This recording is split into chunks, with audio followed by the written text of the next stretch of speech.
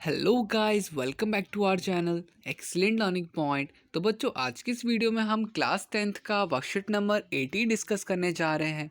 ये हमारा विषय विज्ञान का वर्कशीट है और आज जो हमारा टॉपिक है वो है कार्बन और उसके यौगिक। तो यहाँ पे हमारा पहला प्रश्न है, कार्बन क्या होता है। तो कार्बन एक अधातु है और इसका प्रतीक सी है। ठीक है, हम सी से इसको डिनोट करते हैं। सर्वतोमुखी तत्व है ये, और भूपट्टी में इसकी मतलब होने की संख्या कितनी है, 0.02%। और वायुमंडल में यह 0.3% पाया जाता है। इसके बाद सभी सजीव कार्बन यौगिकों के बने होते हैं। जितने भी सजीव हैं, हम इंसान भी कार्बन यौगिकों के बने होते हैं। परमाणु संख्या क्या है बच्चों? परमाणु संख्या इसकी 6 होती है। अगर हम बात करें इलेक्ट्रॉनिक विन्यास की तो वो 2 और 4, पहले शेल में 2 और दूसरे में 4। अब यहाँ पर आगे दे रखा है, कार्बन एक चतुसंयोजी है। कार्बन ना तो 4 इलेक्ट्रॉन खोकर और ना ही 4 इलेक्ट्रॉन पास प्राप्त कर आयनिक आबंध बनाता है।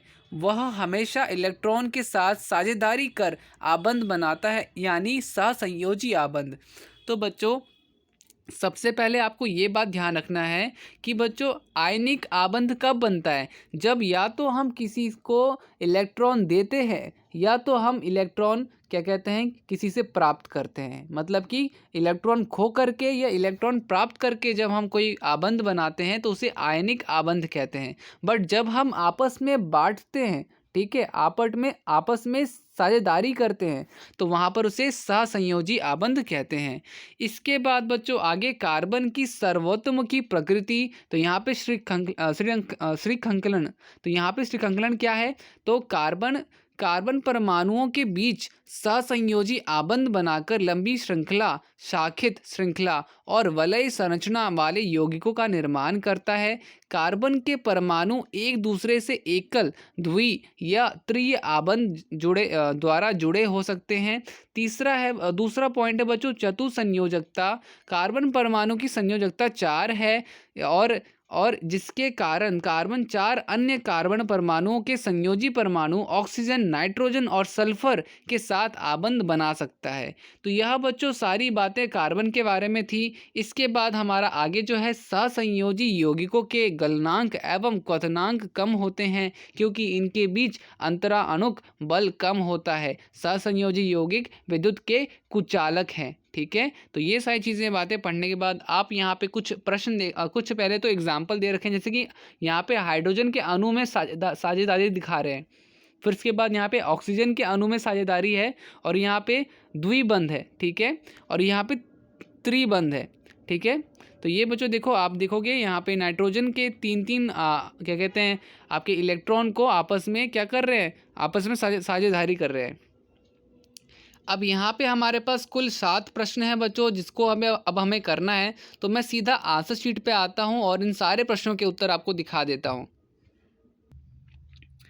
तो बच्चों, यहाँ पे हमारा पहला प्रश्न है, प्रश्न 1, सहसंयोजी यौगिक विद्युत के कुचालक होते हैं, कारण बताइए।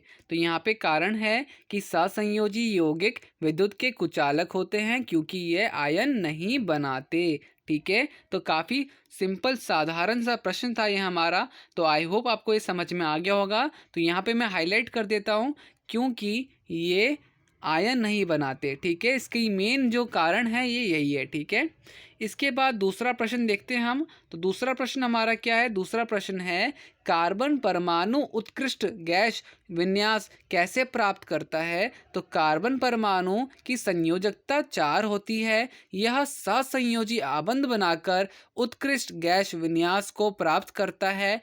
यह कार्बन या अन्य तत्वों के परमाणुओं के साथ भी 7 इलेक्ट्रॉन का साझा करता है। ठीक है बच्चों, तो इस तरह से कार्बन अपना उत्कृष्ट गैस विन्यास प्राप्त करता है। तो प्रश्न 2 भी हमने कर लिया। उम्मीद करता हूँ आपको समझ में भी आ गया होगा। इसके बाद प्रश्न 2 जो हमसे पूछा जा रहा है वो क्या पूछा जा रहा है? वो पूछा जा रहा है, जल H2O की इलेक्ट्रॉन बिंदु संरचना बनाओ। तो देखो यहाँ पर हमारे पास बच्चों इस तरह से हाइड्रोजन हमारा यहाँ से ले लेता है 2, और यहाँ पे ये हाइड्रोजन इससे 1 इलेक्ट्रॉन ले लेता है, और ऑक्सीजन जो है हमारा वो भी कुछ इस तरह से हमारा ले लेता है। तो इस तरह से आपका कुछ बनेगा, तो आप इसे बना लीजिएगा अच्छे से।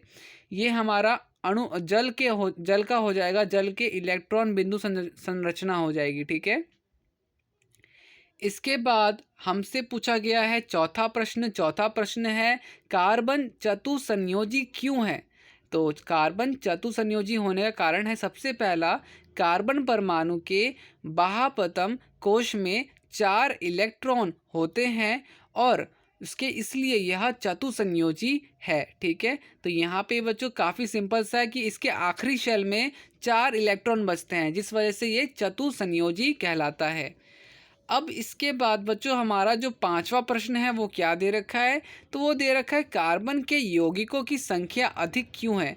कार्बन के यौगिकों की संख्या अधिक क्यों है, तो यहाँ पे आप लिखिएगा बच्चों कि कार्बन के यौगिकों की संख्या अधिक है क्योंकि कार्बन में श्रृंखलन और गुण होता है, श्रृंखलन का गुण होता है, इसलिए संयोजकता 4 होती है तथा यह कार्बन के तथा अन्य तत्वों के परमाणुओं के साथ सहसंयोजी आबंध बनाता है।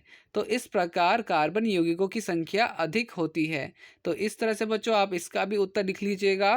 ठीक है, तो प्लीज़ आप इन सारे प्रश्नों की बार बार प्रैक्टिस ज़रूर करना, ताकि आपको ये सारी चीज़ें आपको लर्न भी हो। अदरवाइज़ इन सब का कोई फ़ायदा नहीं होगा अगर आप सिर्फ कॉपी कर रहे हो। इसको याद करना बहुत ज़्यादा ज़रूरी है।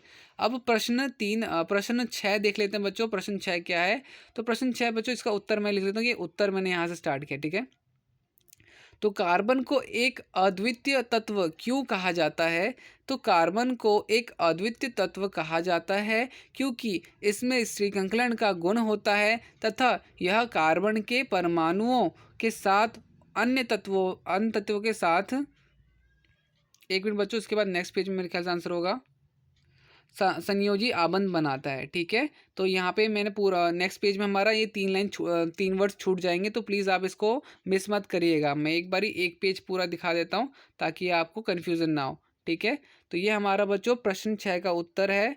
तो उत्तर क्या है, पहले क्वेश्चन पढ़ लेते हैं दोबारा। कार्बन को एक अद्वितीय तत्व क्यों कहा जाता है, तो कार्बन को एक अद्वितीय तत्व कहा जाता है क्योंकि इसमें श्रृंखलन का गुण होता है तथा यह कार्बन के परमाणुओं के साथ अन्य तत्वों के परमाणुओं के साथ सहसंयोजी आबंध बनाता है। तो इसका बच्चों मेन जो हमारा कारण है यही है। ठीक है, तो इस तरह से पूरे छठे प्रश्न का उत्तर हमारा यहाँ तक है। तो प्लीज़ कंफ्यूज नहीं होइएगा, इसलिए मैंने कुछ इस तरह से आपको आंसर दिखाया है ताकि आप सब कंफ्यूज ना हो।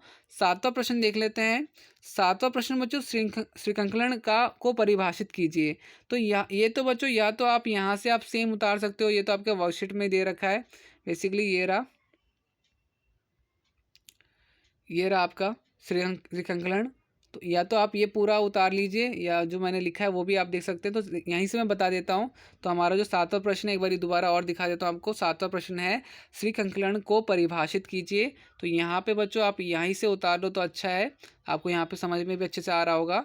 तो देखिए यहाँ पर क्या है, तो यहाँ पर है हमारा श्रृंखलन कार्बन परमाणुओं के बीच सहसंयोजी आबंध बनाकर लंबी श्रृंखला, शाखित श्रृंखला और वलय संरचना वाले यौगिकों का निर्माण करता है। कार्बन के परमाणु एक दूसरे से एकल, द्वि या त्रि आबंध द्वारा जुड़े हो सकते हैं। तो ये हमारा बच्चों सातवें प्रश्न का उत्तर होगा। किसका? सातवें प्रश्न का उत्तर। तो उम्मीद करता हूँ बच्चों सारी चीज़ें आपको समझ में आ गई होंगी। वीडियो अच्छी लगी तो प्लीज़ लाइक शेयर कमेंट ज़रूर कीजिएगा। आज की वीडियो में इतना ही, मिलते हैं नेक्स्ट वीडियो में। तब तक के लिए bye bye and take care.